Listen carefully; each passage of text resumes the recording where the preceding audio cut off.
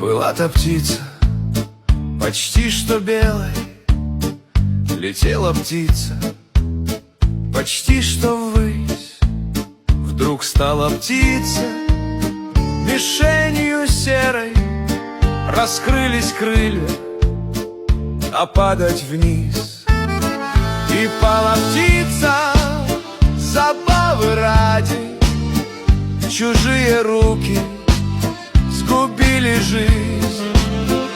А мальчик чей-то ту птицу гладил, и слезы тихо из глаз лились.